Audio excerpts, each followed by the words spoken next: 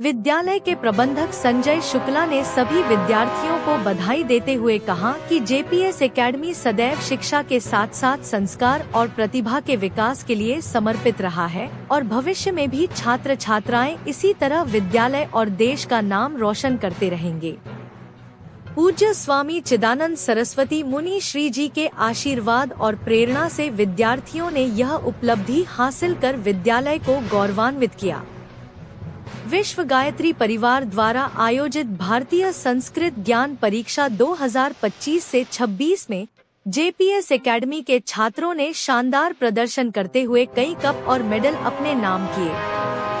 Cup प्राप्त करने वाले विद्यार्थियों में अंश राज रावत, शमशेद अली, अभय विश्वकर्मा, कार्तिक शुक्ला, वंश गिरी, अर्शु अवस्थी और शशांक पाल शामिल रहे।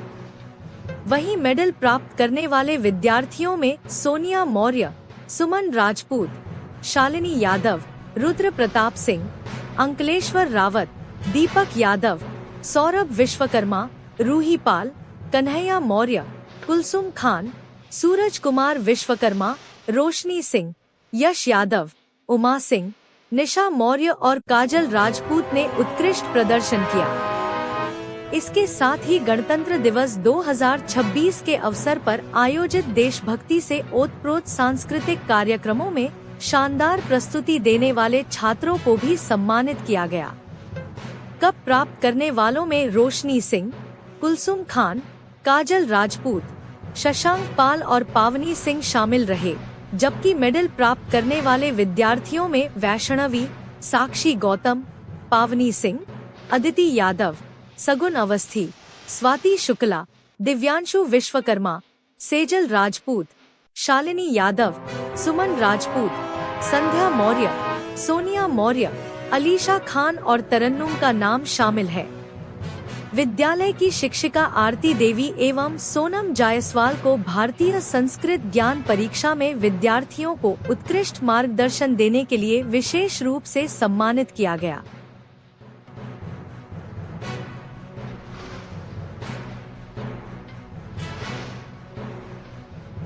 जय शुक्ला, मैनेजर जेपीएस एकेडमी हूँ और इस फील्ड में मेरे स्वर्गीय पिताजी ले आए हैं और उन्हीं की प्रेरणा से मैं विद्यालय को 2001-2 से यहाँ खड़गापुर क्षेत्र में संचालित करता हूँ।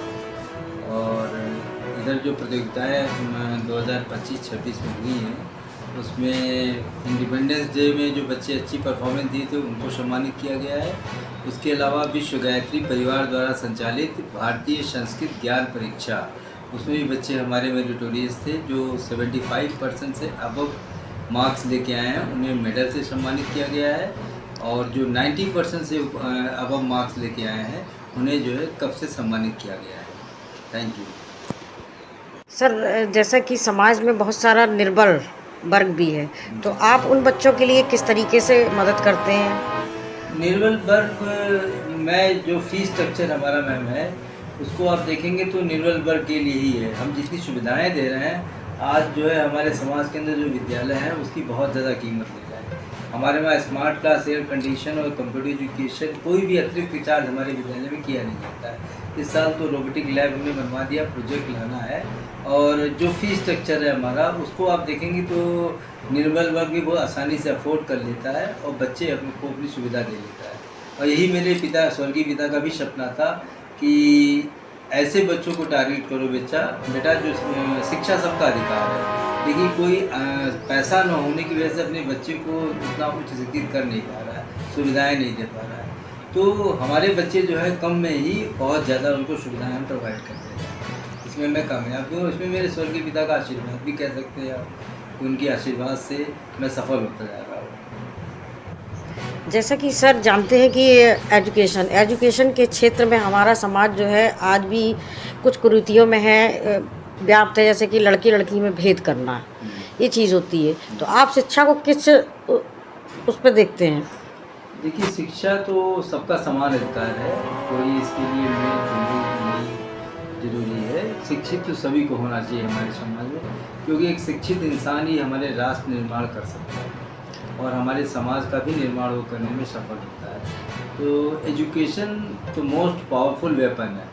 अगर जिसके पास ये आ गई तो वही हमारे देश के हित में भी काम करेगा और समाज के हित में भी काम करेगा। और रही बात JPS एकेडमी की, तो ये तो मेरे स्वर्गीय पिताजी का सपना था और वो हमेशा ये सोचते थे कि सेवानिवृत्त होने के बाद मैं एक विद्यालय समाज निर्माण के लिए स्थापित करूँगा और उन्हीं की पॉलिसी पे मैं काम कर रहा हूँ आज भी। उनके स्वर्गवास 2005 में हो गया था, लेकिन जो पॉलिसीज़ उन्होंने बनाया था समाज के हित के लिए, उन्हीं पॉलिसीज़ पे मैं लो फी स्ट्रक्चर पे काम कर रहा हूँ।